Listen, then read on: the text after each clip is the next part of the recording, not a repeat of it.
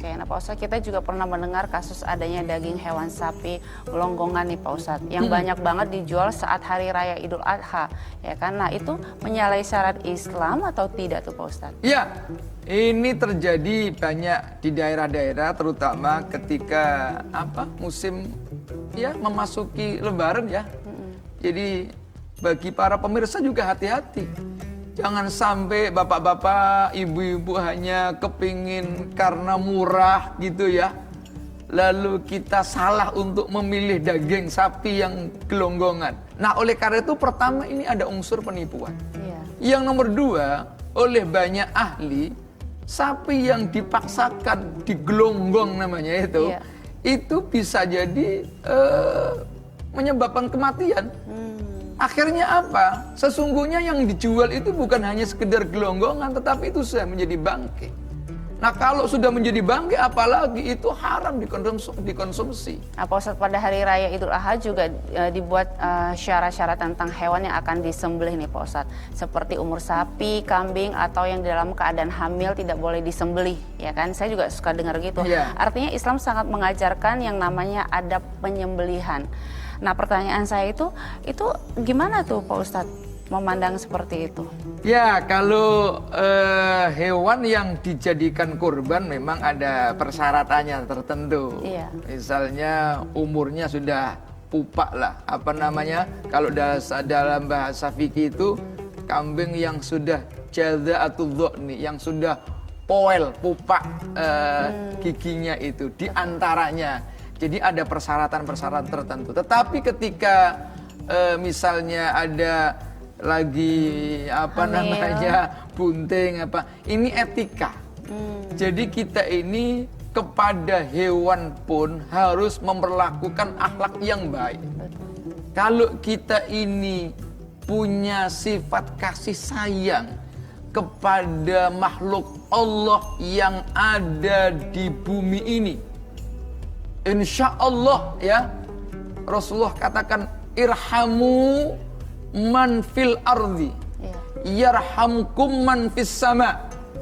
Kasihanilah, sayangilah makhluk-makhluk Allah yang ada di bumi ini, termasuk binatang-binatang ini.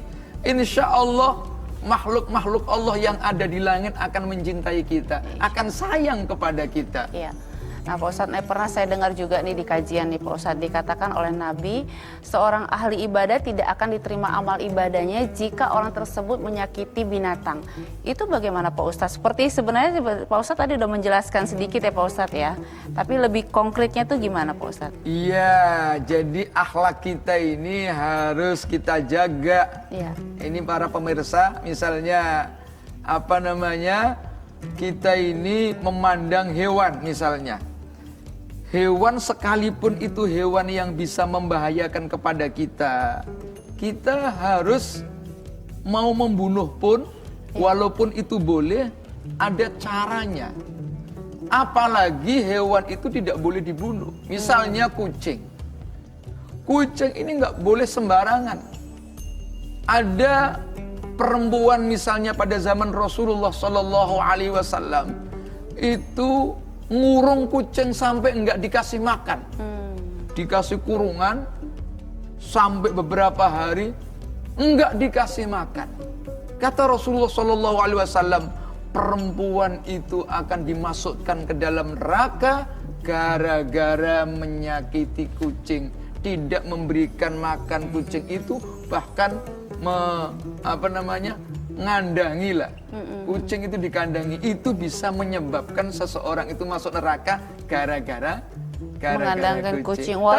Walaupun si wanita ini soleha. Sekalipun dia soleha. Kalau gitu saya juga tertarik Pak Ustadz. Berarti ada cerita juga, saya sempat dengar ada perempuan pada zaman saat itu, dia perempuan pelacur katanya. Lalu karena dia memberikan minum kepada anjing itu, Allah memasukkan dia kepada betul, surga, itu betul gitu kan? Dalam beberapa hadis, para pemirsa yang dirahmati oleh Allah, banyak cerita-cerita. Di antaranya dalam hadis itu disebutkan ada orang yang nggak bener lah kelakuannya. Perempuan itu katakanlah asusila, pelacur.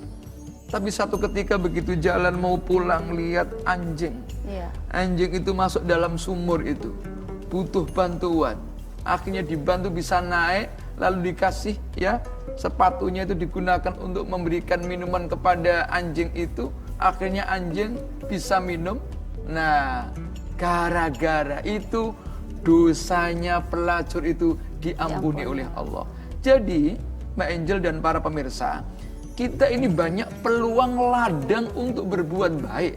Jadi bisa jadi orang itu masuk surga bukan karena kita ini hanya sholatnya ibadah rajin. saja. Jangan-jangan kita ini nanti akan dimasukkan surganya Allah gara-gara pernah nolong lalat yang kecemplung di teh ini. Iya. Begitu lalat ini kecemplung, kita selamatkan. Ya.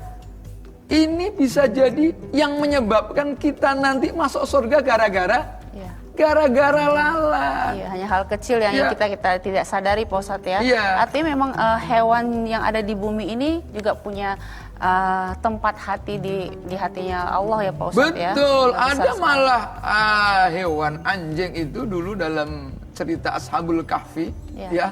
Anjing yang orang sekarang itu kayaknya nggak suka banget, tapi ternyata bisa masuk surga gara-gara apa? Anjing itu taat, ya bisa menemani seorang ulama, seorang kiai. Anjing saja bisa masuk surga. Artinya sama-sama lah. Kita ini makhluk Allah.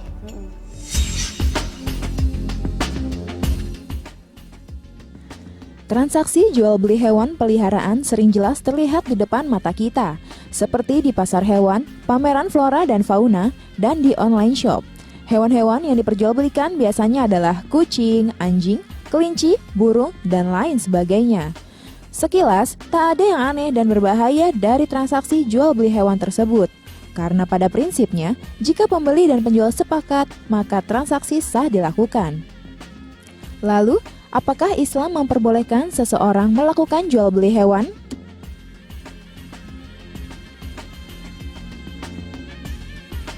Menurut saya, hewan dijadiin komoditas oleh manusia sah-sah aja kalau memang itu sebatas normal.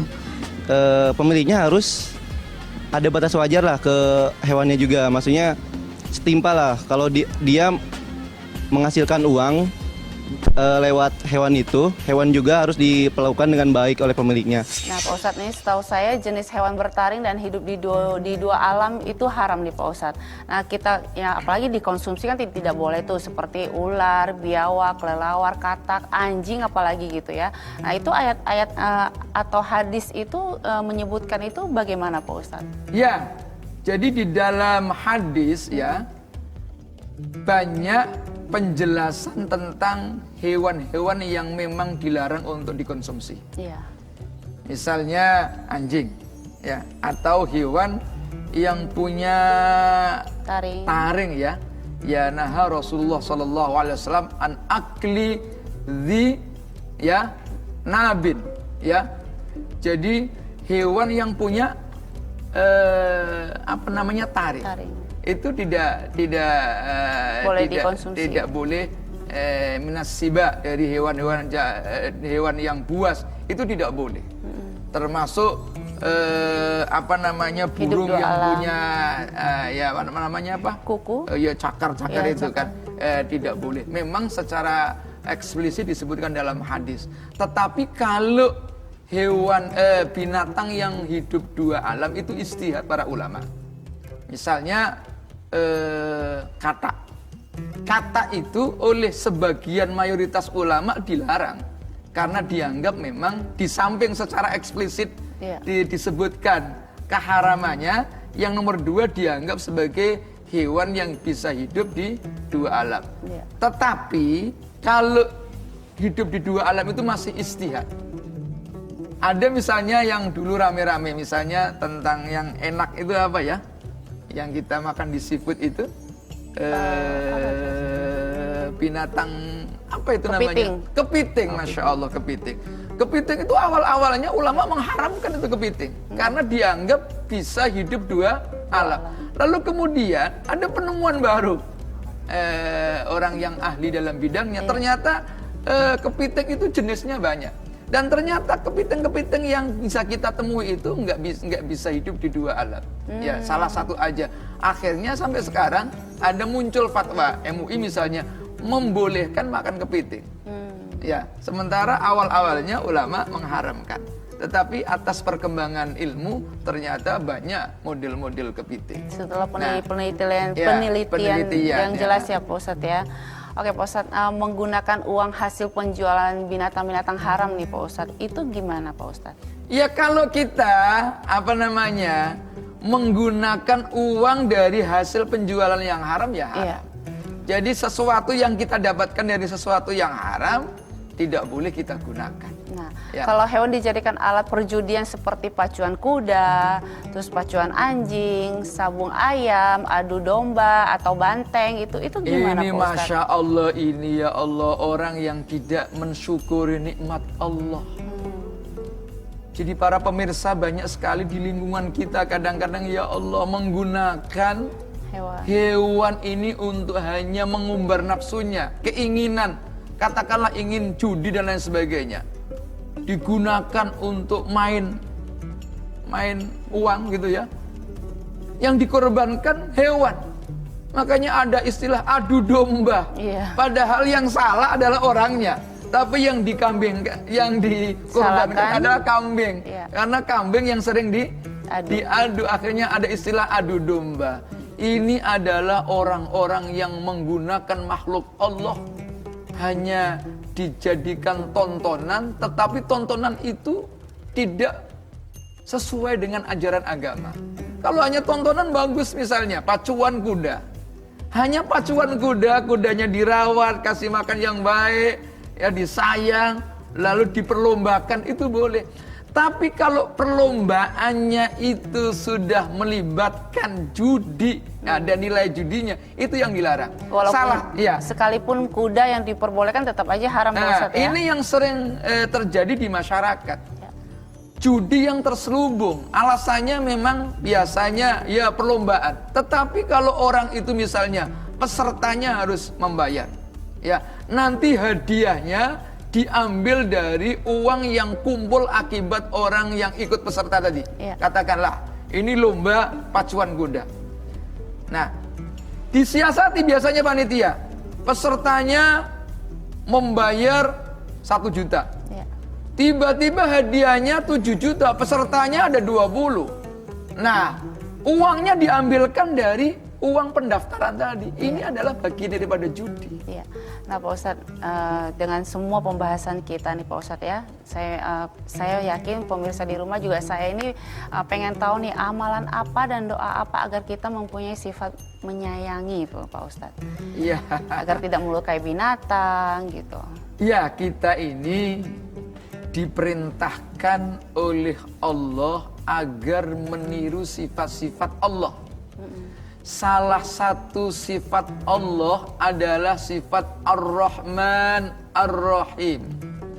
Maka kita ini diperintahkan agar supaya menyebut nama Allah di antaranya 2 sifat Allah, yaitu Ya Allah, Ya Rahman, Ya Rahim, Ya Allah, Ya Rahman, Ya Rahim, Ya Allah. Insya Allah kita bisa meniru sifat-sifat Allah yang Rahman, mempunyai sifat kasih sayang, ya. Rahim itu sifat-sifat Allah. Agar apa? Dalam hidup kita ini penuh dengan kasih sayang kepada orang-orang yang ada di sekeliling kita. Iya, baiklah Pak Ustadz, semoga pembahasan kita ini membawakan kemanfaatan yang luas buat masyarakat Indonesia kita Pak Ustadz ya. Amin. Terima kasih Pak Ustadz. Sama-sama. Baiklah pemirsa yang dirahmati Allah, sampai di sini dulu tawakal pada pagi hari ini. Saya Angel Elga, pamit undur diri. Wassalamualaikum warahmatullahi wabarakatuh. Waalaikumsalam.